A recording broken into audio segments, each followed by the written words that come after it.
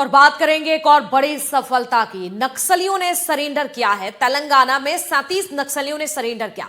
Telangana DGP के सामने अपने हथियार डाल दिए। सरेंडर करने वालों में 3 सेंट्रल कमेटी मेंबर, 3 सीसीएम में, 1 छत्तीसगढ़ का निवासी भी बताया जा रहा है। तीनों ही सीसीएम पर था। 20-20 लाख का इनाम रखा गया था। और ये वो तमाम बड़े नक्सली जो कि अब मुख्य धारा से जुड़ चुके हैं, अपनी नीयत को बदल दिया है और ये तमाम नक्सली अब मुख्य धारा से जुड़ चुके हैं। जानकारी मिल रही है कि आंकड़ा है 37 का। 37 नक्सलियों ने यहां पर हथियार अपने डाल दिए हैं और सरेंडर कर दिया है। सरेंडर करने वालों में कई बड़े नक्सली भी शामिल होना बताया जा रहा है। इन तमाम नक्सलियों पर 20-20 लाख का इनाम भी था। तो 3 सेंट्रल कमेटी मेंबर, इसके साथ ही 3 सीसीएम में छत्तीसगढ़ का निवासी भी बताया जा रहा है जिसने हथियार डाल दिए हैं और ये तमाम नक्सली अब मुख्य धारा से जुड़ चुके हैं। तो एक बार फिर से बड़ी सफलता सुरक्षा बल के जवानों को मिली। तेलंगाना में 37 नक्सलियों ने सरेंडर किया। सलीम हमारे सहयोगी जुड़ चुके हैं। सलीम, ये तस्वीरें बता रही हैं कि कहीं ना कहीं नक्सलियों की अब धीरे धीरे नीयत बदलती हुई नजर आ रही है। एक बड़ा आंकड़ा नक्सलियों का जो कि अब सरेंडर कर चुके हैं, मुख्य धारा से जुड़ चुके हैं।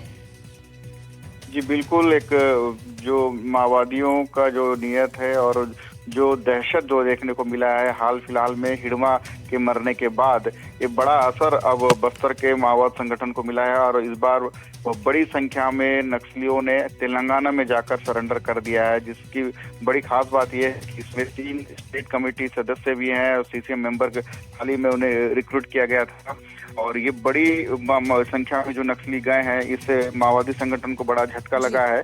और इसमें करीब 37 भूमिगत कैडर मुख्य धारा में लौट आए हैं।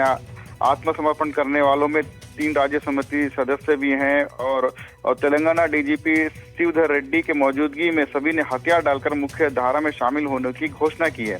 और इन 37 में से 7 ऐसे कैडर हैं जिन्होंने हथियार के साथ समर्पण किया है, जिसमें एक AK-47 है, 2 सोलार राइफल है, 303 राइफल 4 हैं, एक G3 राइफल है और 346 जिंदा कारतूस के साथ इन्होंने सरेंडर किया है। तो एक बड़ी कामयाबी के रूप में इसे देखा जा रहा है। 18 नवंबर की सुबह छत्तीसगढ़ और आंध्र प्रदेश की सीमा पर सुरक्षा बलों ने माड़वी हिडमा समेत 13 नक्सलियों को मार गिराया गया था। 2 मुठभेड़ हुए थे 2 दिन के अंतराल में और एक बड़ी कामयाबी मिली थी। माड़वी हिडमा जो बड़ा नाम था, बस्तर के नक्सलवाद संगठन के रूप में जाना जाता था, जिसके मरने के बाद माओवादी संगठन अब दहशत में आ गया, जिसके फलस्वरूप आज उन्होंने एक बड़े कैडर कर सरेंडर कर दिए। इसमें माड़वी हिडमा के साथ काम करने वाला जो साथी है एर्रा, जो ये माड़वी हिडमा के बाद भी इसका बड़ा नाम लिया जाता था, बड़ा चेहरा था माओवादी संगठन में, इसने भी आज सरेंडर कर दिया। तो एक बड़ी कामयाबी के रूप में देखा जा रहा है। अब ये कहा जा सकता है कि बस्तर में अब नक्सलवाद लगभग बिल्कुल सलीम, कहीं ना कहीं ये तमाम नक्सली अब बैकफुट पर आते हुए नजर आ रहे हैं। जिस तरह से हिडमा को ढेर किया गया, कहीं ना कहीं नक्सलियों को भी पता है कि अब विकल्प दूसरा नहीं है, मुख्य धारा से जुड़ना ही होगा। चलिए, शुक्रिया आपका जानकारी के लिए।